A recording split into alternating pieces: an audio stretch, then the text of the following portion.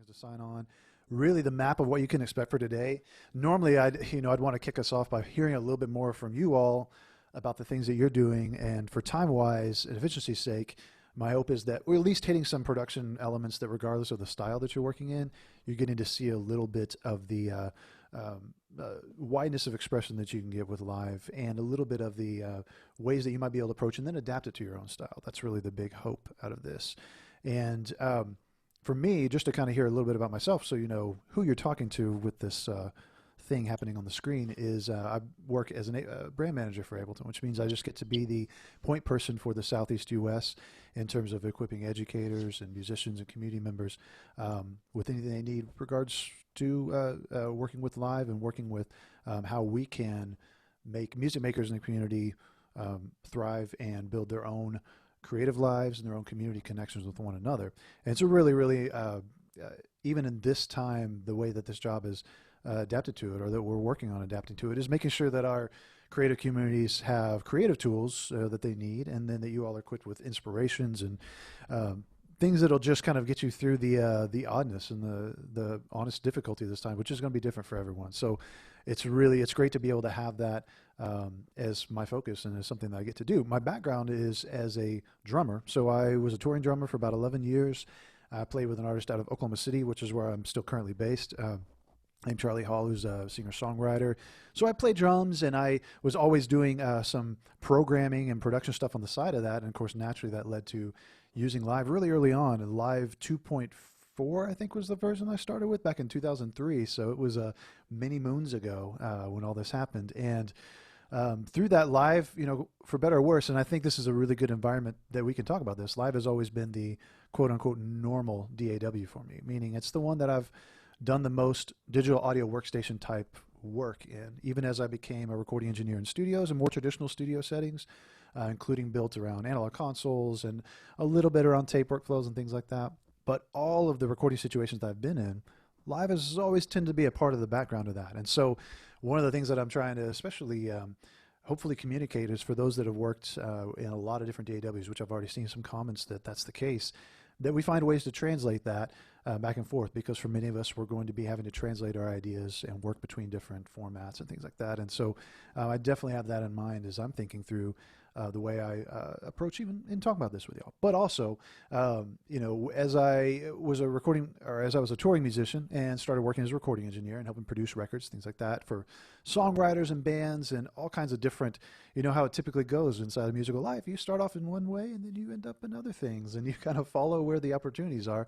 I also started teaching at a recording school in Oklahoma City called the Academy of Contemporary Music at the University of Central Oklahoma. And so I taught recording production there, some studio production, worked in Pro Tools, Logic, and Live, and Push for those classes. And then began working for Ableton after that. I became a certified trainer actually in 2014 with Ableton, working just to kind of still as a freelancer and still independently at that point. So that's a little bit of kind of my background and how I come to you all today and where I come at production-wise and with the elements that I want to bring in. So to get started, let's listen to a little bit of sounds. And I've set up for today mostly one session, but because I want to give us time for questions and interaction, that tends to go a lot. It tends to take more time than we might think on that. And so I want to make sure that we don't fit too much stuff in. But I'm also assuming from you all varying levels of experience with Live. So for some of you all, it might be something that's relatively new, working with Ableton Live specifically.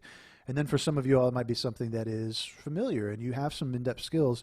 My hope is that for both and everyone in between, you have something that serves you and maybe kind of lights up, oh, I didn't know about that. I still get that experience all the time watching other people talk about production and live.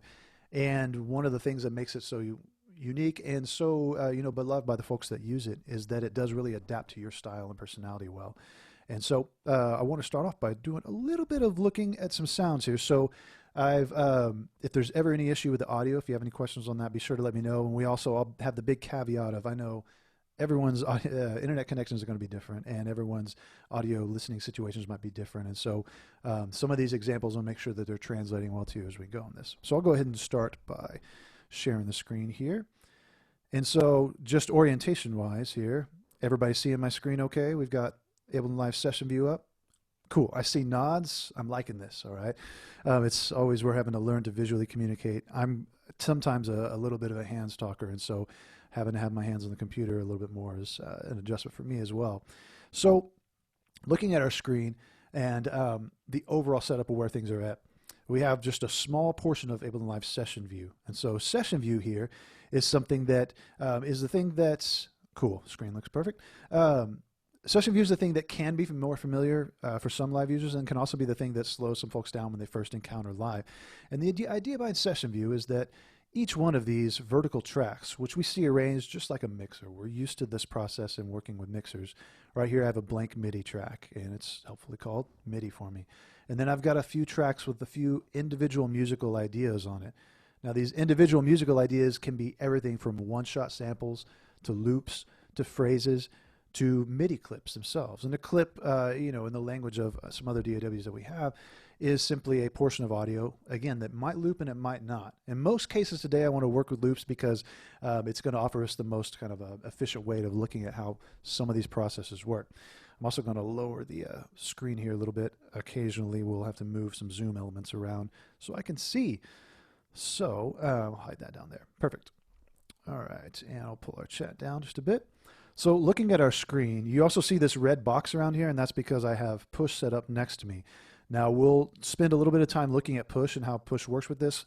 It is something that can be its whole own world, but push, for most of you that are familiar with push, is an instrument that takes Live's elements and places them down in a format where I don't need to look at the screen. It's all tactile and all able to be played as an instrument. All right. So occasionally, when I go to push, I'll pull up this screen so you all can see what's happening over here on this. So first, though, I wanted to start by actually building off of a sample. Now, in my own workflow, I don't necessarily use samples like this all the time, but it is something that I think a lot of us can interact with audio via samples and at least generate ideas. For me, very honestly, one of the ways that I might actually do this is to start off with a sample and then eventually morph or change that into something else if I didn't like where it was at. But for right now, I'm going to go ahead and start off with our sample. In this sample right here, again, I have to move zoom elements that you all can't see on your screen, but they're in my way. So occasionally, if I'm talking to myself moving these around, I apologize. That's my goal for getting these spread around there. There we go. So I've got this first sample, and I'm going to look at Live's detail view. And so for any one of our musical ideas that we have here in session view on any one of these tracks, you can, of course, see the details of that either audio or MIDI by double-clicking on any one of the individual clips. All right? So you can double-click on the clips to actually see the audio waveform, as well as some details about the audio and the way that the playback is going to work for us. And if it's a MIDI clip, I'm going to see the notes of the clip, as well as the familiar piano roll that I can zoom in and out of to be able to see or change the notes around as I'm working with it. And in the overall orientation of my session view, any one of these musical ideas can play at any time and in any order. So if I wanted to start with any of these ideas and then mix and match them, that's really my goal for working in session view. We're going to spend time in both session and arrangement view, which is for us perhaps going to look like our familiar left to right DAW view. Our mixer is over here on the right instead of commonly on the left. And then you'll see over here on the left as well, Ableton Live's browser. This stays up in both the arrangement and session view because it allows me to pull in my samples and sounds, some that I've set into my own personal collections here, which is where I find sounds that I use perhaps most often or I want to pull from quickly. And then I've also got all of my software instruments, audio effects, built-in audio effects for Live, the MIDI effects that are built in Live, Max for Live audio, MIDI, and instrument effects, and we'll talk a bit about that. And then my plugins, which are going to be any third-party plugins that I've got for both software instruments and audio effects. Clips, which are going to be individual pieces of audio that can be used typically as loops, and then samples, which are going to be anything that I want to put inside a sampler or use as a one-shot sample or phrase sample over here. And then down in the bottom of my browser, really, really helpful elements that even those that are familiar with Live may overlook from time to time. You can add your own custom folders to Live, where if I have a folder of samples like right here, I can set this right from my desktop, right in Live, simply by using the Add Folder button. I have some Live sets I can go to relatively commonly, or pull out individual elements from these sets if I want. And then I have even something like the Reverb drum machine custom samples, which I don't know if everybody's taken advantage of this yet, but Reverb has put their entire drum machine sample collection up for free. Make sure that you take advantage of that and download those samples. And I can go through and find audio files from all the way through those samples, including loops and individual one-shot samples there. Okay? So all of our orientation laid out right here. We have our session view holds our musical ideas. We have the transport at the top, which is going to offer us typical play, stop, and record functions. And we'll see exactly how this differs from what we might expect in our typical record functions here in a moment. And then things like our metronome and our tempo and those kind of elements that we'd want to be able to interact with as we're generating ideas, and perhaps even thinking this as a little bit of a sketchpad of our musical ideas that we're then going to turn into a full arrangement on a timeline. So let's start with this sample that I mentioned here earlier. So this nice little sample, we'll listen to it. I'll make sure that everybody's hearing audio okay. All right, everybody's hearing that audio okay there? I'm seeing nods, perfect. I'm gonna have to hide everybody's nods again here so I can see the screen.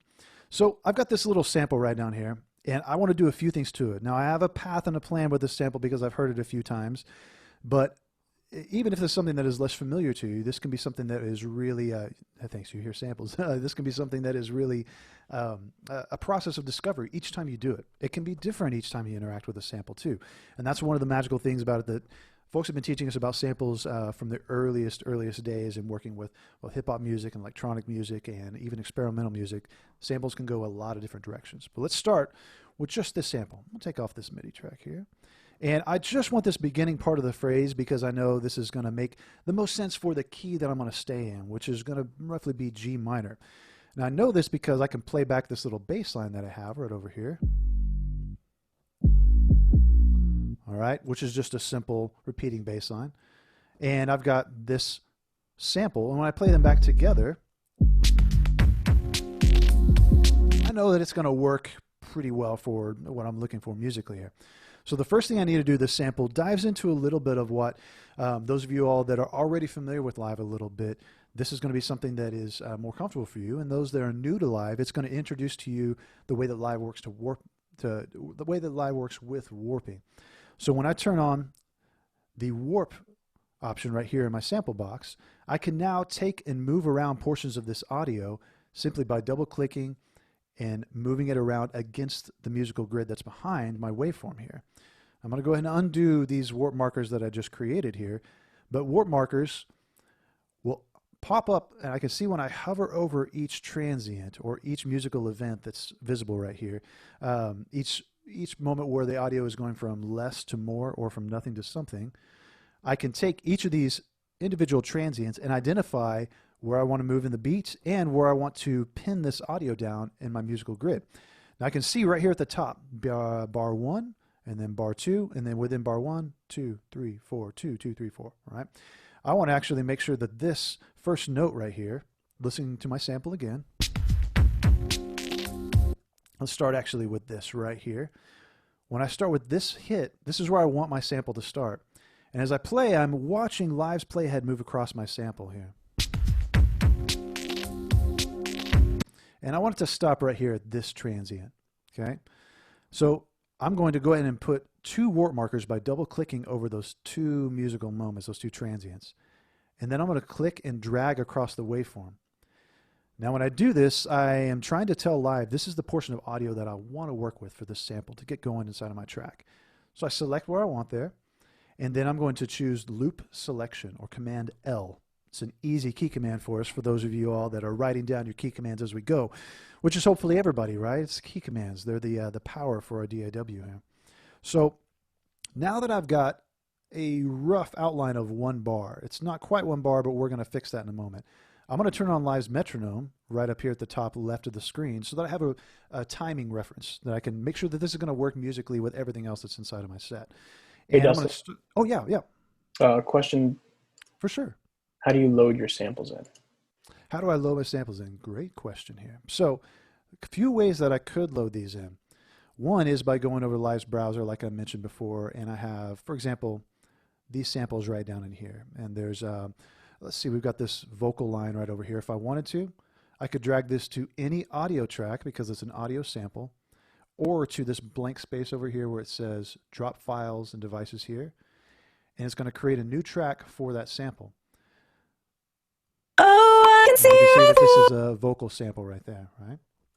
And another way to load samples in, if I wanted to load, let's say, from my desktop, and I go into samples right here, and this is just from an example set that I've got right over here. I could go straight from Finder, and any one of these samples that are in here, I can just drag it right into Live like this, and it's going to pull in the full sample, the waveform, and everything right there into a new track. Is that answering your question okay there?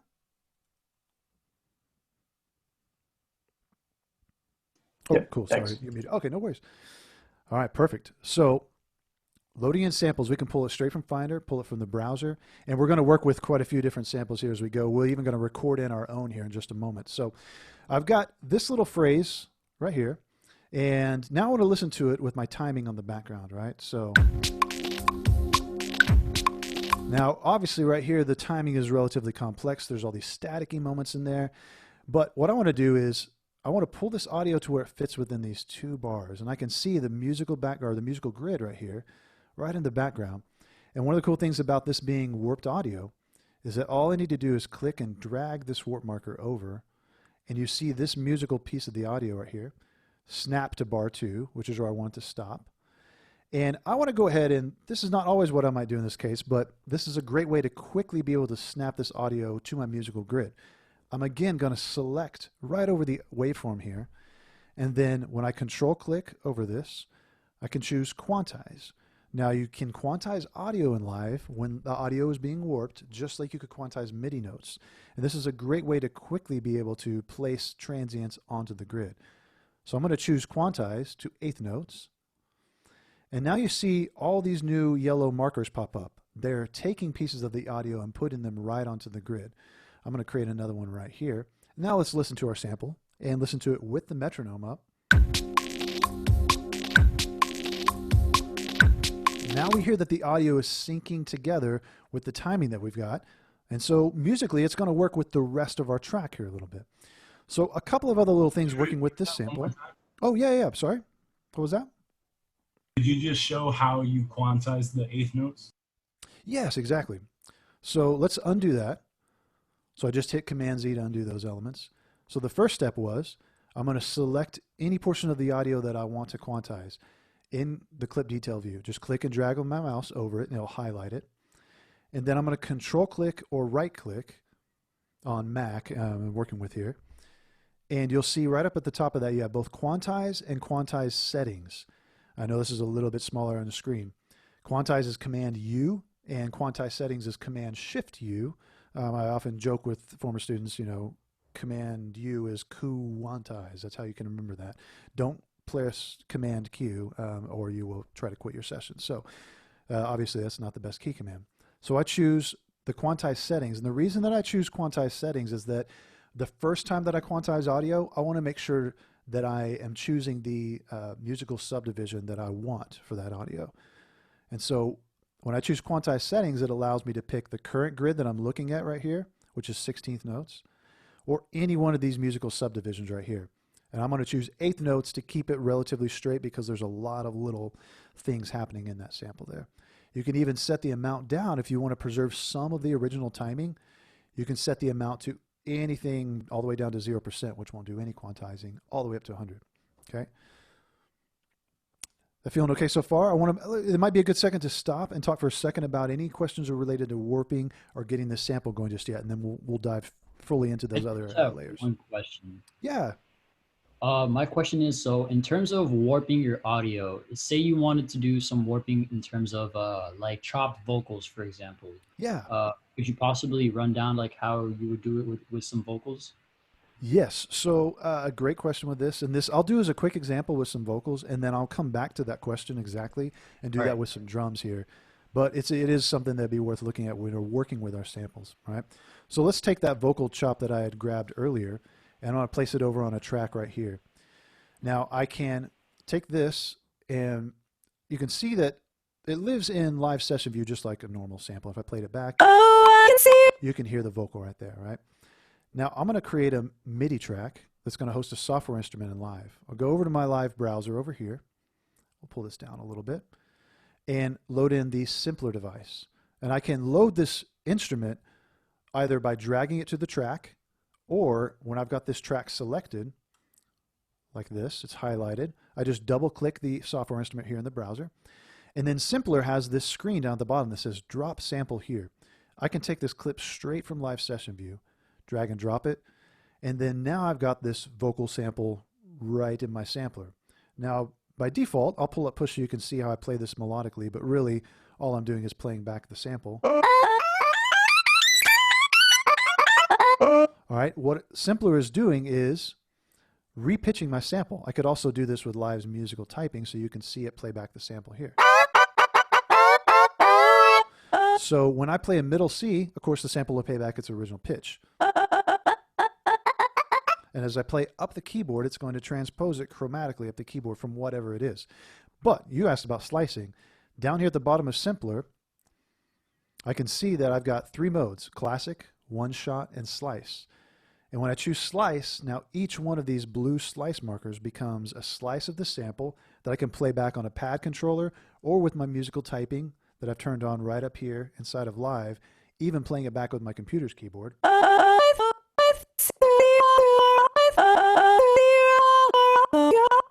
And you can see how each slice is being played. What that looks like on push is.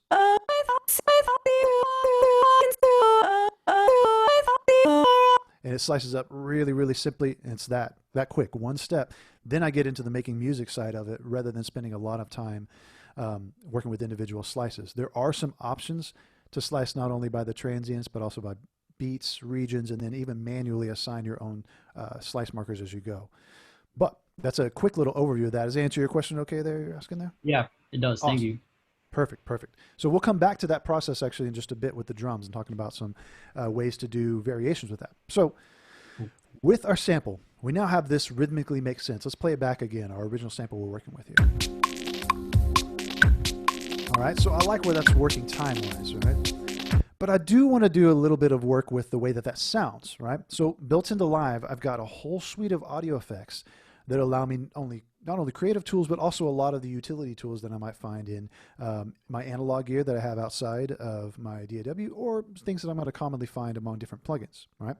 So for me, what I want to, and I want to make sure to verbalize this, I want this sample to feel older than it is. One of the quickest ways to do that is to simply attenuate higher frequencies in the sample, add some mid-range punch, and maybe a little bit of overdrive. It so happens that Live's auto filter will allow me to do all of those things relatively quickly.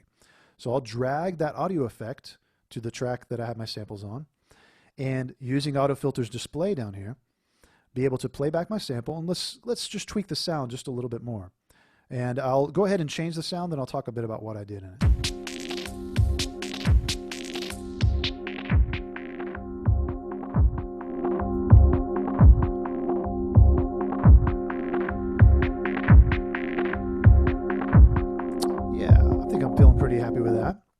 So relatively simple things, just taking the cutoff frequency of the filter, lowering it so that higher frequencies are being cut out, and it's low passing the frequencies below the cutoff point.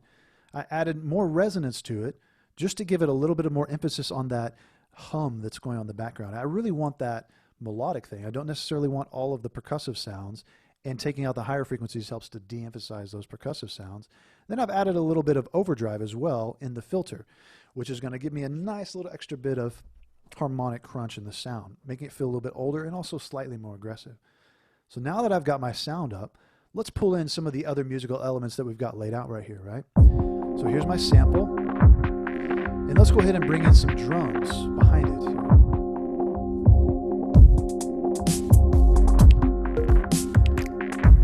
And then we can bring behind the drums a bass line here.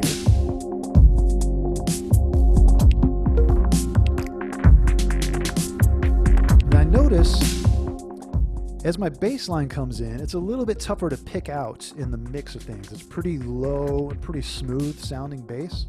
And so when I double click on the track name right up here for my bass track, I can see the software instrument that's hosting the bass, as well as the MIDI notes that are being played right down here. And what I want to do is I want to add in a little bit of extra overdrive to the bass And I'm going to do that by adding in the pedal audio effect here. So I go over to my audio effects line, and I can double click on this to add it into this track that I have selected. And most guitar modeling pedals are going to take the sounds that come through them and do a lot of the low frequency loss that you would get out of running a bass line through a guitar pedal in the analog realm.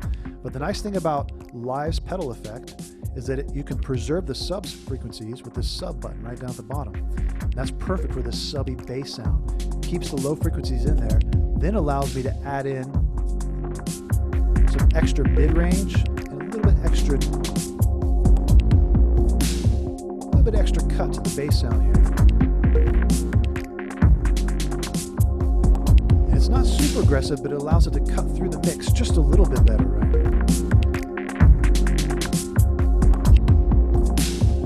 Now, if I want to start bringing out some of my ideas or bringing out some of the individual musical pieces as they're playing, I'm going to hit a stop button down at the bottom of the track. And you'll notice that each idea comes in and out on the next bar. Now, this is really the trick with Live Session View, is that Live Session View is meant to give you some timing, musical timing in the background. And we can illustrate that with a metronome. Here's our musical timing. 1, 2, 3, 4. But it doesn't give us a time that we have to commit to, the beginning and the end of the song. Those are things that are still up to us. We can create some variations in each one of these sounds and then begin to put this together into a full piece of music here. So really quickly, I'll do this real quick and then we'll stop and do some more questions on this. I'm going to create a few variations on these clips that exist in there and add in maybe another layer or two real quick. All right. So first, let's go ahead and I'm going to pull up each of my elements by pressing the play button on the clip. All right. So now I've got each of my pieces playing, and I'll turn the metronome off so that we don't have too much of that going on. I'll turn the music down while I'm doing some variations so I can talk about what we're doing. So with this drum loop, which is what I'm looking at right here, I want to create just a couple of other variations for that drum loop to play in. And I can do this by pressing Command D to create a duplication, or create a copy of the original clip, or I can hold down Option and drag it to create another copy of this. And I'm going to rename this by either right-clicking over it and choosing Rename, or Command R, another helpful one to write down as you're going. And just call this, just kind of this halftime variation 1. And I'm going to go into the loop here. At the beginning, this is exactly the same as the clip right above it, all right? But when I select just this portion of audio, this is something that we saw when we were working with our sample before. I'm just going to select this bit, and I'm going to press Command L. Now you can see I've just got this one track, and I actually want this second kick hit right here to not be in there. So just like I did before, I create a warp marker, and then I'm going to create a warp marker right here by double-clicking over this portion of the waveform. And I'm going to spread that out. Then I'm going to select this portion of audio again. And one more time, right-click or control-click to go to the quantize menu. And I know that I've got my quantize settings to 1/8 notes. And so now I'm adjusting the timing of this note, but I definitely want this big snare hit to land right on 4. So I can manually go and just click and drag that hit right over. So now I have a variation with just those snares in there. And then let's create one more variation from our original. In this variation, I want to choose just the first part of the loop. Let's play it down here. We'll call this variation 2. And it's just a little bit simpler. I'm going to go through and quantize that, straighten it up a little bit more, and then I'm actually going to transpose that clip using the transpose button right over here. So you can hear this on the drums as I transpose it.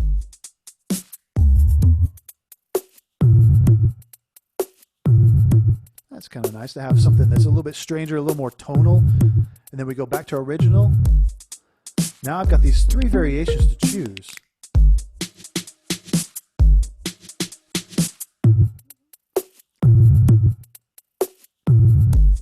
So those 3 things all are going to work tempo and time-wise inside of my set. I've got those audio clips and variation here. Now let's try one other thing that we can change up with the MIDI clip, this bass line that we've got going on.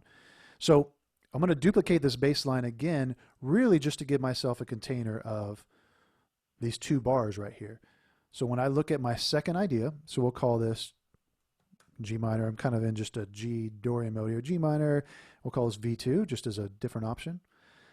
Let's take the notes that we had there, and I can either click and drag to select individual notes or all of them, or press Command A, common Mac things for us, delete my notes. And using the mouse, I can enter in my notes and listen to what they're doing by using the pencil tool, which I can turn on right up here, or I can double click to create new notes right in my piano roll. Now, if I've created a note that's too short in duration, in this case a 16th note, I can drag it out to be a different duration. Now it's a half note.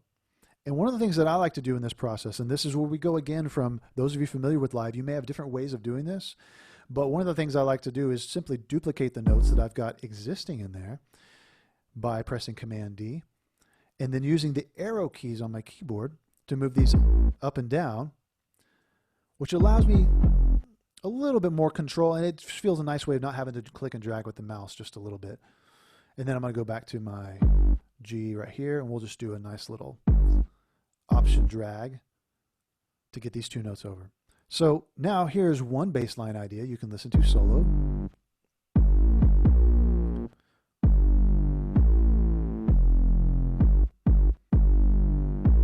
You can hear these 2 different ideas that are going to be in here, and I can switch back and forth between them, and they're always going to switch according to the next bar. That's because in session view, right up here on the top left next to my metronome, I've got my global clip quantization, which controls how these clips play back whenever I press the play button on any of them, and whenever I press the stop button beneath one of them. They will play and stop back in time. And of course, as a drummer, when I was a touring drummer and this stuff was happening, those of you all that are drummers or any musician out there, you are typically using one or more of your hands and arms while this is going on.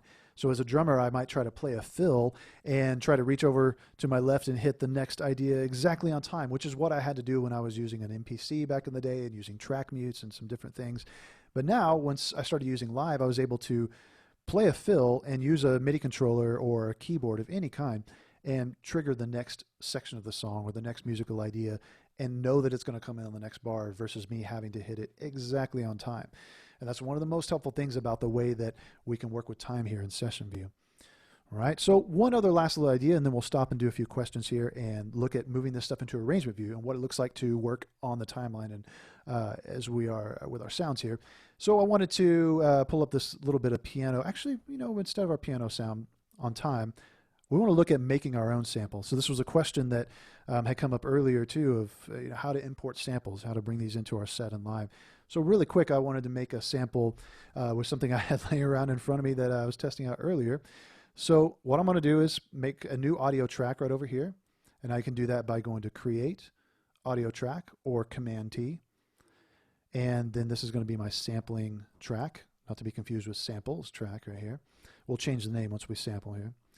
And then I want to make sure to look at my input and output display here in live. I've hidden it just to kind of keep my screen a little bit cleaner. But right over here, the I/O button will show you your input and output. And I've got this external input 1, which this is my voice. If I wanted to record just a little bit of my voice here, I arm the track to record. You can see, whoo, it's monitoring. And all I would need to do is press any one of these empty clip slots. Remember, these hold our musical ideas. And if they're empty and the track is record armed, I can record a new musical idea into it. So this is me talking to you.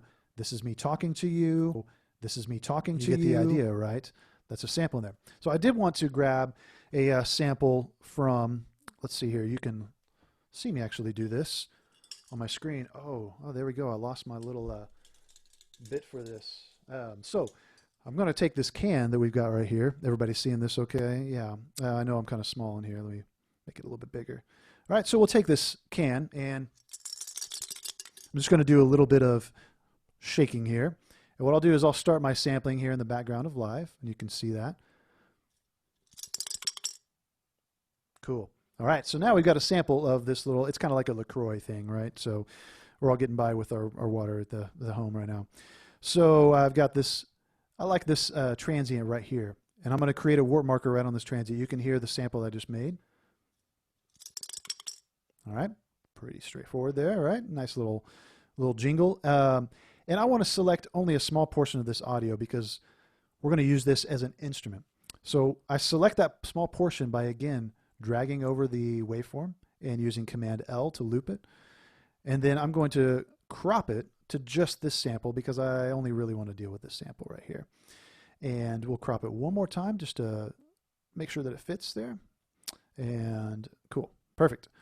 So now I've got this sample, and if I played it, it would not sound all that interesting to us, right? So maybe it's a really interesting new hi-hat that we've got, right? But as we looked at earlier, when we slice samples, I can create a new MIDI track and take Live's simpler instrument, and the simpler instrument is available in intro and standard and versions of suite versions of Live, and take the simpler and drag my sample clip right down here. Now we can see the waveform. I'm going to pull the gain up just a little bit more and start playback a little bit closer to the actual sound. So now when I go to any MIDI controller, in this case we'll look at push for this, we've got a pretty nice little melodic instrument. This is pretty interesting just as something to work with the sound here. I'll pull my octave down a little bit. And we hear how simpler is mapping and moving the pitch of that sound around, even as I just play different notes in the key. So the sound it's okay there right now, but I think I want to make it just a little bit more interesting. And so I want to drag in a little bit of a, let's pull in an audio effect. And I'm going to go to my Max for Live tab, to my Max Audio Effects, and go to the Convolution Reverb Pro. Now Max for Live is a set of audio, MIDI, and instrument tools that you can use to extend the way that Live works, extend the functionality of Live. Now some of this are tools that you can build yourselves, but they're also ones that you can just simply use from downloading from maxforlive.com or working with any of the ones that come with Live Suite. So I'm going to go ahead and pull in our convolution reverb here and drag this in after the track. Oh, you can go ahead and come on in if you want to go back in there. My apologize for the interruption. My wife works in hospital care, so when she gets home, we have the shower in the studio to make sure that we can get clean before going into the house with all the kids and that kind of thing. So, so I've got my sample laid out right here, and bringing in this reverb behind it, now got a really interesting sound space to work with.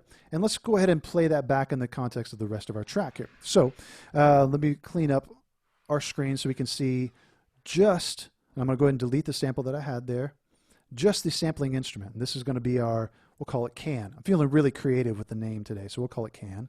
And we can hear our can instrument playback over our beat. So I'll bring in our elements one more time, just like that. And let's bring in our sample. And let's bring in our bass line. And then our can. Now you can notice a little bit that the can doesn't quite match up tonally with the other elements in our mix. If I listen to the pitch there, I may not like that pitch, but I can go into my controls here in Simpler and use the transpose knob right down here.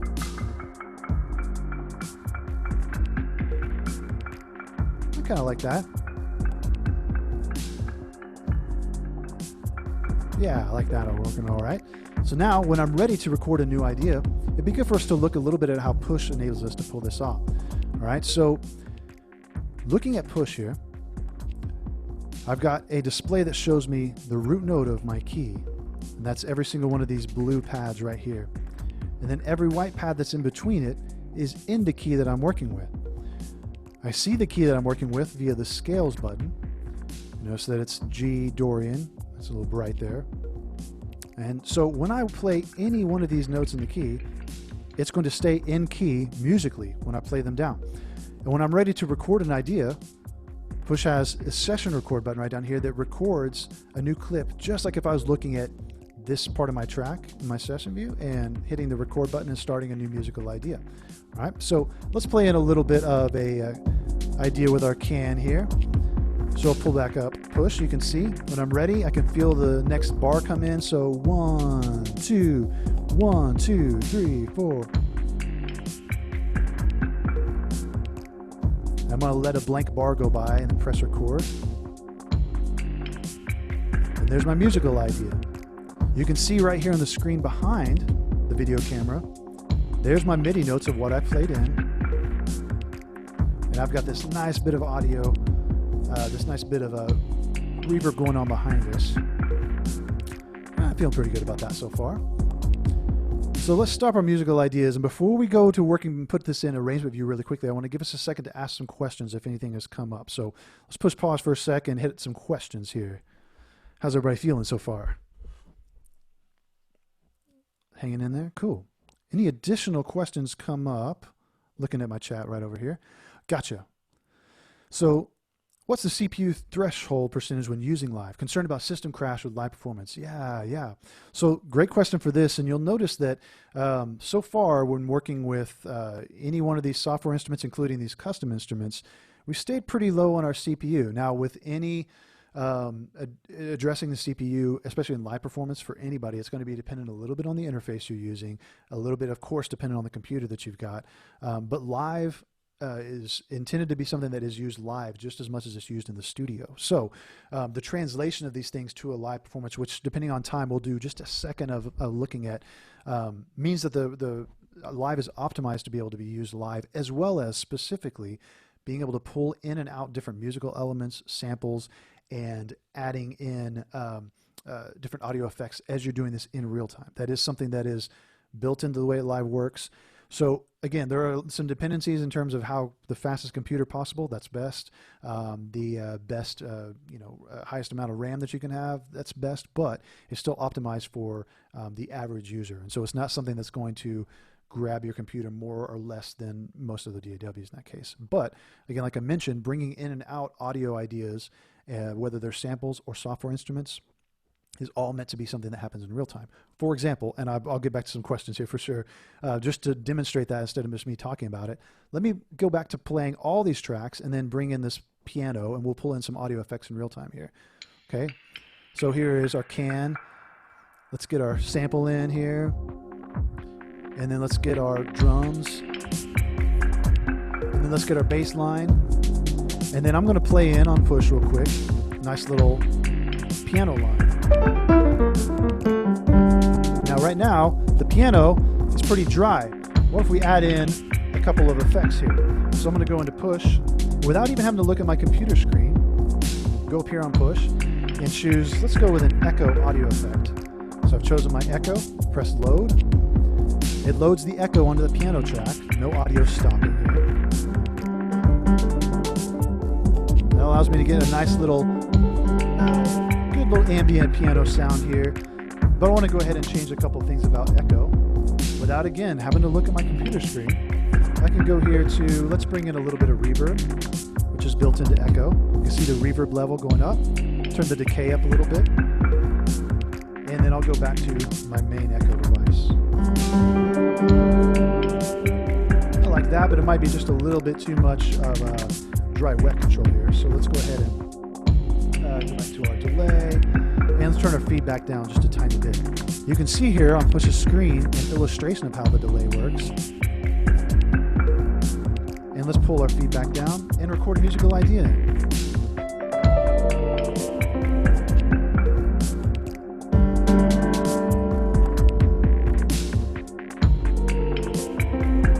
Now you hear the musical idea play in.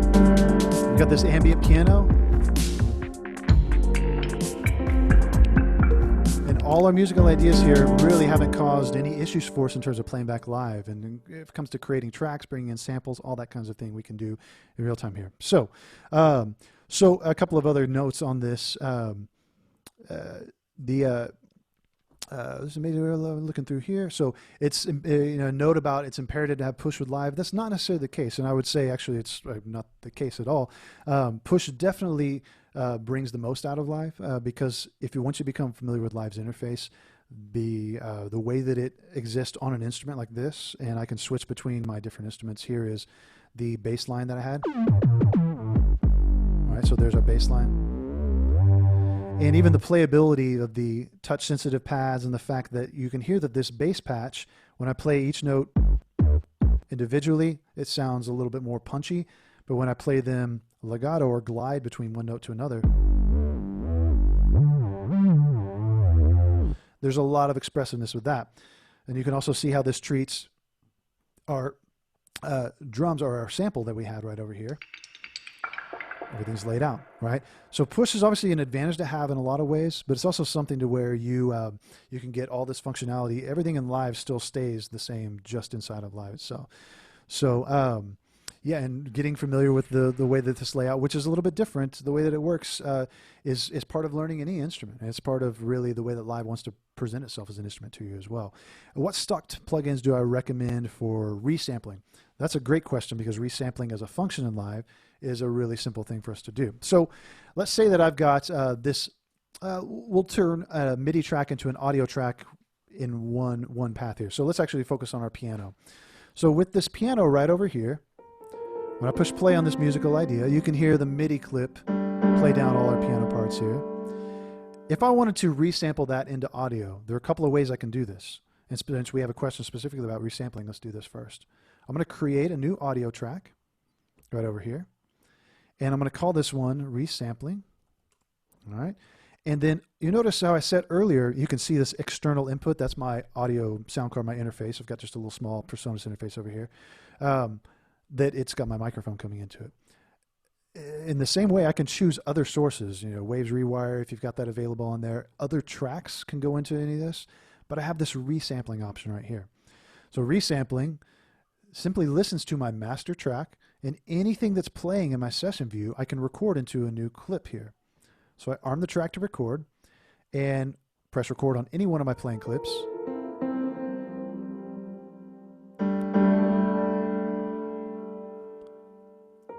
And now it's audio. All right. Once it's audio, easy to do things like let's reverse it with the reverse button down here. You can transpose it up an octave. Any of those kind of things, right? So once it is audio, we can warp it, retime it, do all those elements with it too, if we wanted to. That's one method of doing resampling when it comes to MIDI to audio. This also works in resampling. This track is still live. So let's say I wanted to combine my can and my little sample right here. Let's stop our playing piano. I want to combine these elements and just create a new loop out of that, right? Because it was cool for whatever reason. Same thing. Resampling is listening to it.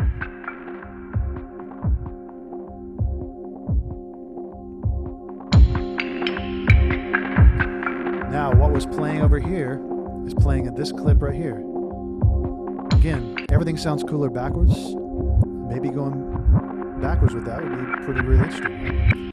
So, really, really powerful for being able to take those ideas and route them into one another. And one of my favorite things about Live is that a lot of these utility elements, resampling is really helpful. Coming back even to the question about CPU usage, you could resample tracks that were higher CPU usage for, let's say, software instruments like this, and then play those back in a live set when they're just playing back audio off the disc, which is not high CPU usage. And so that's one of the reasons behind resampling.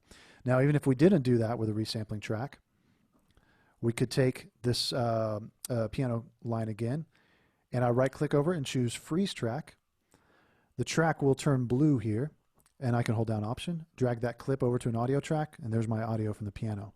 So both of those ways work for us. Freezing creates a temporary kind of static state for the track, and this is something also familiar for newer Pro Tools users, obviously having freezing and committing options available too as well.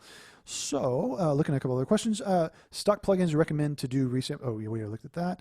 And a quick note from David that is a really, really important thing to notice. You can download the full trial with Ableton Suite, which is this that we've been using so far, free for 90 days. That's something that obviously in the time where folks are going to be scratched for cash and gigs and you're going to be home working on projects, it's a way for you to have some access and availability for Live.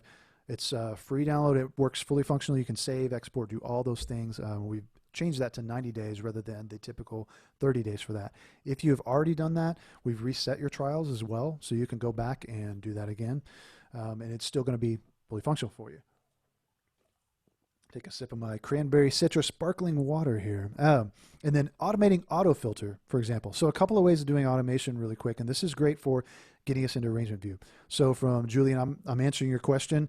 in a bit of a long way just by getting us from session into arrangement view, and we can look at automation really quickly in that. So the idea is that I've gathered all these musical ideas right here in session view, and I want to record them into the arrangement view. Now, the process of going from session to arrangement, and including whether this is doing a filter, an audio effect, or volume, like I just saw the note come in, is that I'm going to use this record button that I mentioned up at the very beginning right here at the top of the screen.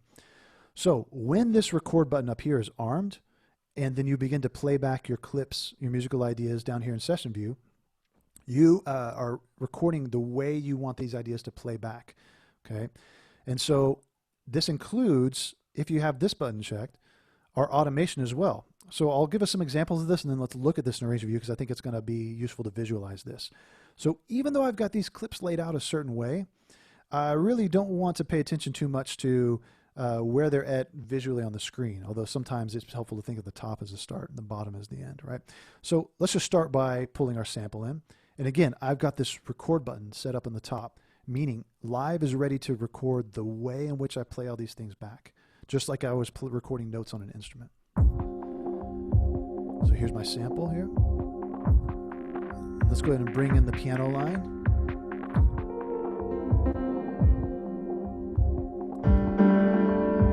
Let's bring in these drums. Now when I press tab or use my buttons on the top right, I can see my arrangement view is recording what's happening in session view. It's going down into the timeline here. Let's bring in our bass line here.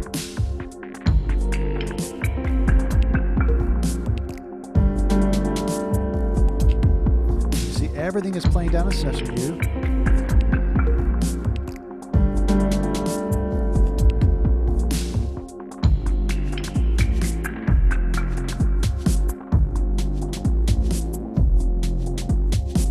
Try some of these other variations here.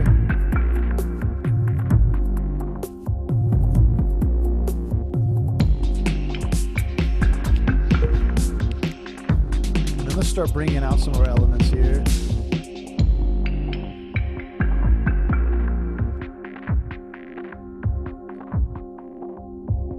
All right, now when I press tab or when I use these buttons at the top right to go into my arrangement view, I can see here everything that I just did on the screen recorded over, and I'm gonna go ahead and clean up our screen just a little bit so we can see this overall. And you'll notice the first time you do it, it's kind of grayed out. I'll press the return to arrangement button right up here in the top right, and everything that I just did got recorded down. Now one thing I didn't do was record any automation, which I meant to mention that a second ago, but that's all right. We'll go back and add in some here. And if I wanted to then go in and edit either the MIDI or the audio, you see a more familiar timeline view here to be able to go in and, let's say for the drums right here, I'm going to zoom in to just fill those on the screen like this, these 4 bars right there. I could go in and create duplicated portions with simple key commands like Command D, or I could reverse certain sections of the audio like this just by pressing R. Oops. I was just renaming my session there, or renaming that clip. I can reverse this portion by pressing R. That kind of stuff is all happening right here in session view. So there are more familiar editing grounds are going to happen here. But the question is automation. So we have this filter that's over our sample right here, all right? And I can see the filter, auto filter device right over here. There's a couple of ways of making auto filter move, and we can look at this. Auto filter does have a built-in LFO, which I had already turned up a little bit, meaning it's going to move this thing around in a sine wave shape at a pretty slow rate down here. I could also have it do variations of time, all right? We'll keep it down pretty slow rate. Now, if I wanted to change the filter over the course of this bar, because this bar leads into this second double time drum loop coming in, I'm going to zoom in just a little bit on Live's display, which I can use with the plus and minus buttons, and I can zoom in on just this portion of the audio. Now, when I press the A key, it's going to allow me to see any automation that's available inside of that audio or MIDI track that I'm working with in arrangement view. So I press A, and you can see right down here, I see an automation line, and I don't necessarily know what it's for, it's just there, right? Here's the cool thing about automation in Live. If I want to automate the filter frequency, I go down here to the plugin, and I click on it, and you'll see a little bracket show up around the frequency knob. It also means it brings it into focus right here in my arrangement view in Live, and I can enter a breakpoint by clicking, and another breakpoint over here, create a sweep up, When I hold down Option, I can create a curve in my automation. And you can hear that filter just by itself. In fact, let's drop it a little bit so it's even a little more intense. Just like this. And you can see the filter automate right there, right?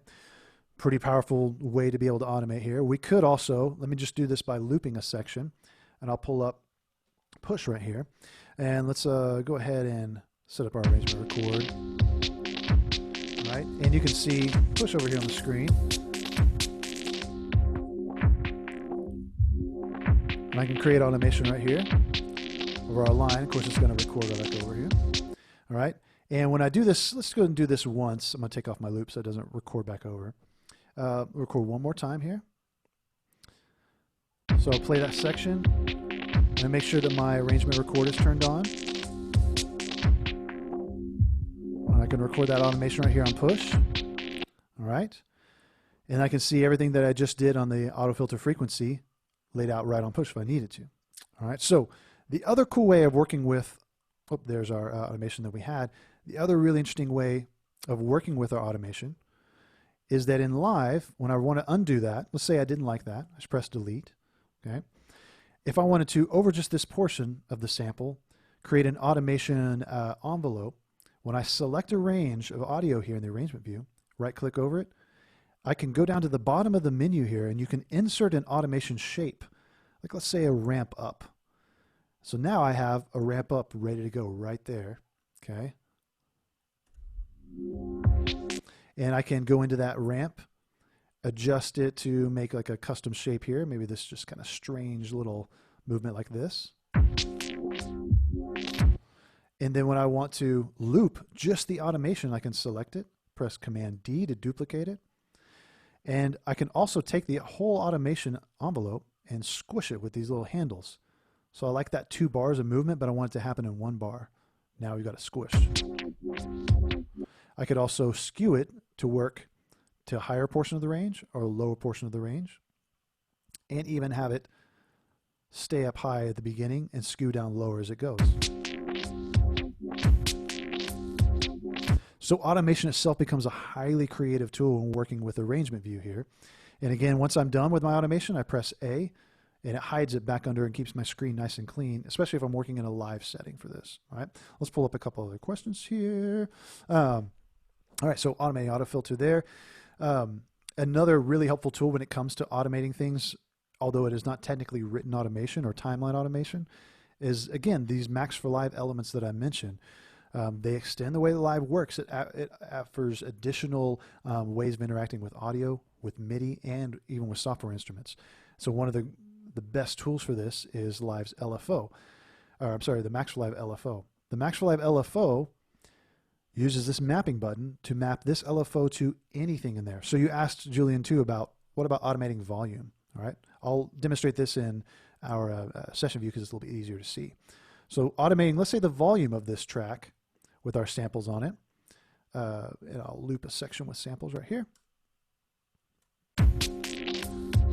So we can hear our samples move around. And let's say I want this volume to automate as well. I can take this LFO by pressing the map button and then clicking on the volume knob. And now I'm automating the volume with this LFO. All right, it allows you to create LFOs on anything. Now, the auto filter already has them built in, but there are a lot of audio devices that don't. So you could put this on any audio effects. You can put it on MIDI effects, put it on software instruments, and even mixer elements like you see right here. And right now it's just going at a hertz. Let's change it to automate every quarter note. So something like this. Now the volume is obviously not exactly what we want. I'll throw the depth down just a little bit here. Really interesting tremolo. We could even change it to a random waveform to create some randomized volume effects there. So again, things like the mixer become highly performative and creative tools in that sense, right? So one last little question on this. Bless you, Dave. Yeah, that's right. Bless you, Dave. Let's see. So you can use sidechain gates and compressors. I actually had this as an example to show you as another kind of creative tool And even thinking about, I know you all work with a lot of interesting analog gear too as well. This is just it's part of this creative process, not just always in the box of this, but I like this emulation of analog gear that we've got with Ableton's Echo audio effect that we had here. So I'll create a new track. And this is one of the more kind of esoteric, perhaps audio tricks, but I really, really love going back to this. And I've used this in quite a few of my own pieces. So I'll grab the Echo device and put it on this track right here that I'm going to call Echo Resonance, right? And I've got the Echo delay plugin, which is just a delay, right? If you listen to it on my voice here, you can hear check, check, check, check, check, check, woo! All right, cool little Echo device. Let's unarm my track there. And let me hide the Zoom screen. There we go. On the Echo device, there's this character tab. The Echo emulates the best of digital and analog delays. So it gives you really, really great analog effects. It's a wonderful sound design tool. And it also gives you all the control of a digital audio plugin. Let's go to our character knob. Let's turn up the noise here. This is all going to answer some side chaining questions here in a moment. So if you're curious about that, we're going to get there. So you hear this noise. Normally, that's the kind of thing you're trying to fix, but in old gear, you know that that's just part of the fun, right? So I'm going to turn up this noise, emulating a nice, noisy, old tape echo. You know, I work at a studio that's got a good old like tape RE201, so we're emulating the same kind of thing. Now, this noise doesn't have a pitch that I really can control until I go to Live's Resonators effect. So I add our Resonators effect onto this bit of noise, and I'm going to change the pitch to G, which was the key that we were in, right? And I can resonate up an octave over here. Let's go down an octave over here. And why not even resonate up a fifth? Now this noise is making a G. It's getting a good little bit of nice, yeah, just a cool little sound. But it's just always on, right? And we don't necessarily want that. What if we could take our drums right here, take those drums and sidechain it to that noise so that we didn't have this noise on all the time. So what I'll do is I'll add first a compressor to this track. This is Live's native compressor. It's the one that's built into it. And I'm going to turn on the sidechain in Live's compressor. So this activates the sidechain. And then I can choose where my control for the sidechain is going to come from. What's going to trigger the compressor to duck. So I can go up here to any of my tracks. And let's go to our drums, drum 1. The sidechain has an EQ built into it. I'm going to choose a low-pass filter to focus it on the kick drum, so a little bit down here.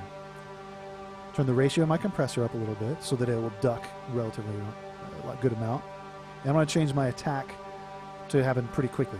So now, listen to what happens to, I'll solo just our tracks here. When I pull the threshold down,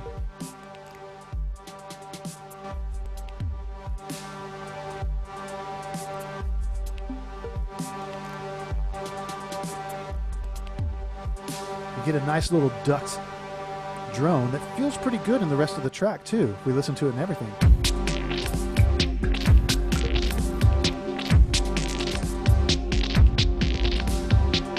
Which is pretty cool.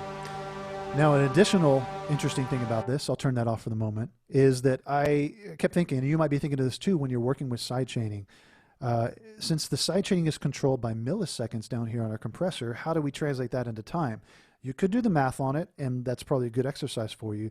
But again, Max for Live makes possible for us some devices that maybe you don't even know that you need until you get there in your production process. And for me, when I sidechained, I wanted a way to be able to use Live's compressor because the sidechain process is so quick, to be able to use this with a timing cue. So up here in my collections, which I mentioned at the beginning, but in my browser, I can assign anything that's in my Live browser, my library of sounds, audio effects, samples, etc. I can assign to my collections simply by clicking on the numbers 1 through 7 on my keyboard. And these different collections, you can see I've got drums, chords, hooks, bass, samples, etc. I got my Max for Live elements down here. I've got this sidechain timing helper. When I put this on my track here and I map it to the release knob of my compressor, what this allows me to do is to choose a timing subdivision, a timing subdivision here for my actual compressor. So it reads the tempo that I'm at and it does the math for me. That's the great thing about it. It does the math for me and says, oh, you want quarter note sidechain compression? that's going to happen at 28.7 milliseconds. All right. If I wanted 16th note sidechain compression, 3 milliseconds. A whole bar, 794 milliseconds. It does all the math for me, and it does this because you can go into Max for Live and build and design your own devices. It's always fun to look at this, even though you don't need to assume that you have to do this each time. But I hit the edit button, and it takes me into the Max editing environment, and I can see everything that I went through to build this device. And all these little elements are essentially doing the math for me at whatever tempo I'm at. It looks at my tempo and says, oh, okay, cool. Well, that's a certain number of milliseconds. I'm going to assign those to your compressor. And so now every time you sidechain, it's going to be in tempo. And I added a little bit of extra functionality here to where you can push and pull the timing, especially if you're sidechaining with drums, to where it jumps ahead of the beat or behind the beat, or you can set it right back in the pocket like that. Okay. Cool. So I'll hide our Max windows there. Other questions so far, and I want to make sure that we're keeping an eyeball on time. Dave, be sure to let me know whenever we need to be wrapping with time there. I'm good for right now. Awesome. Awesome. About what time do you want to wrap up, just so I kind of roadmap a little bit? You got maybe 15, 20 minutes. Cool. Awesome. Yeah. So taking just a second to talk a little bit about how this works inside of a live setting. So we've got, let's say we've got this arrangement that we really like here. I know this is got some basic elements to it, but looking at this as if it was a finished out song, I can see everything here in my arrangement view, and I'm going to go back into what I did in session view here and actually clear out all of my clips, right?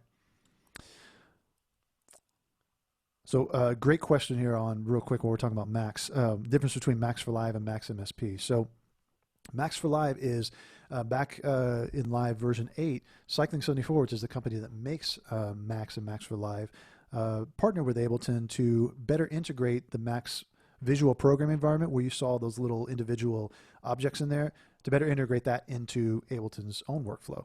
And that's since been in Live 10 suite. Max for Live actually opens up already underneath Live, and so you don't have to do any extra programs or anything like that. It becomes installed right with it. The differences between them are simply that with Max for Live specifically, you have to open it up from Live rather than having a standalone Max version, and there is a standalone Max version available. But in terms of the things that are available there, there's a few objects and elements that if you're doing your own device building and programming, you might want Max standalone for, but every device that has been built via maxforlive.com or as part of a pack that you download, whether it's instrument, audio effect, etc., all that stuff operates just as if it was a plugin inside of Live. So you don't even need to worry about the two different programs in that. So, and Billy, thank you so much, man, for hanging out with us. So now that we've got this blank session view right here, I've got just my arrangement view. And for many of you, you might work mostly in arrangement view inside of Live. And to be honest, a lot of the times when I'm working with bands, especially like rock bands or artists where we're doing a lot of just tracking in a room and then recording it down into a timeline, I'm here in arrangement view and I'm not working in session view as much. I do that more for my own music and when I'm doing in live settings, right? So here in arrangement view, this may be what you're in most of the time that you're working, but you get to a place with your track where you decide that you want to turn this track into a finalized piece of music, right? So let's say that I'm going to actually freeze and flatten this piano track so it's just audio for us. Not for any reason, just to kind of give us another visual audio example here. And with this flattened track and with all my elements, I want to choose maybe call it sections of the song. Now, of course, this is going to be much more kind of produced and finished out whenever you finish out your full song. But let's say we just want our piano and sample. So here in the arrangement view, I can select any portion of time. And I'm zoomed out right now, so you can see on the bottom right-hand corner of the screen to 2:1. So I'm seeing a couple of bars for every one of these segments of time I see in my arrangement view. And I could go down and zoom in via my overview right here at the top of the screen with the magnifying glass, click and drag up and down. Or again, I mentioned the plus and minus keys at the top of your keyboard will allow you to zoom in and out. And I want to look at just this beginning section. When I push the playhead here and just listen to what I've got.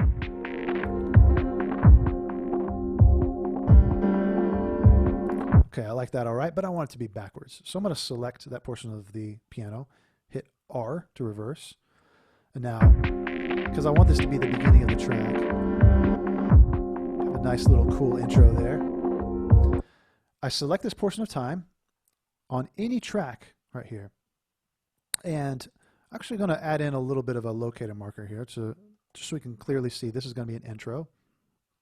This is going to be drums in. Excuse me. And then this will be our full part of the song. So we'll call this a verse just for tradition's sake. And I'm doing this by right-clicking over this top part of the timeline, or I can use this set button to create a new marker here. We'll come back to those in a sec. So I've got my locator here, and I'm ready to choose this portion of the song, and I want to turn it back into something that I can use in session view for my live performance. When I'm translating from a timelined, perhaps recording session or production session style live set into a live performance set, I typically am going to send it into the session view, although we can do that in arrangement view too as well. So I'll select this portion of time, and then I'm going to right click or control click over it, and I've got this really interesting command called consolidate time to new scene. And those of you that are new to live, this might seem like a little bit of gibberish, and those that are familiar are going, okay, I see what's going on. I want to take that time and turn it into a scene in my session view. So let's do that and then see what a scene is. So once I choose that and select that option, I press Tab or go up here to my session arrangement view buttons and go back to session view. Now you see right down here, I'll drag it to the top of my session view.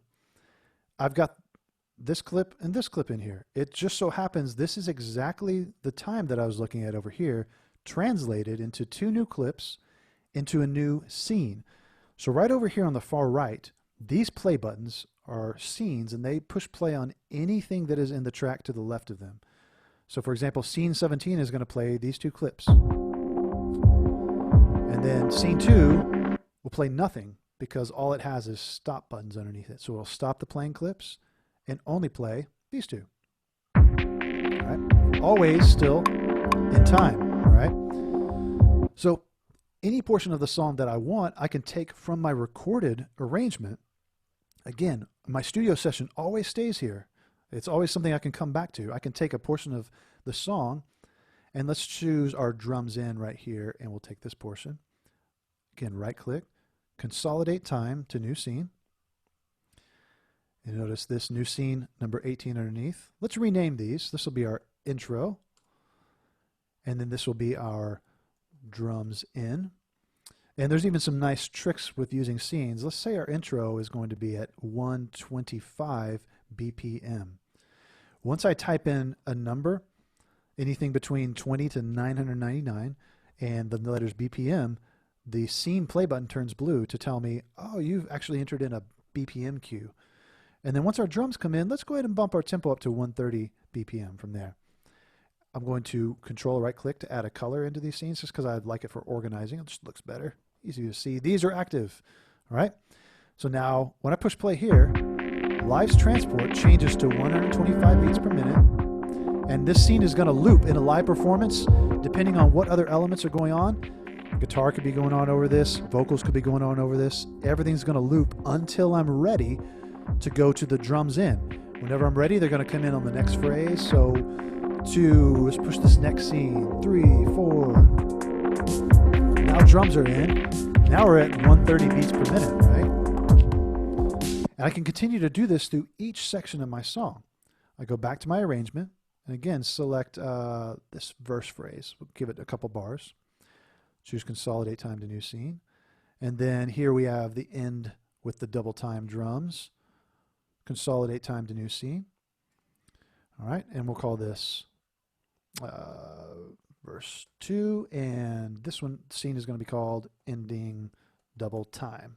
Okay, and I'll do some different colors on this. I don't know how many of you all as engineers are big on coloring and naming things, but that's definitely something I'm trying to do as I go, because I've gotten sessions from other engineers that don't do that, and then I'm like, okay, the first thing I have to do is go through and adjust those things, right?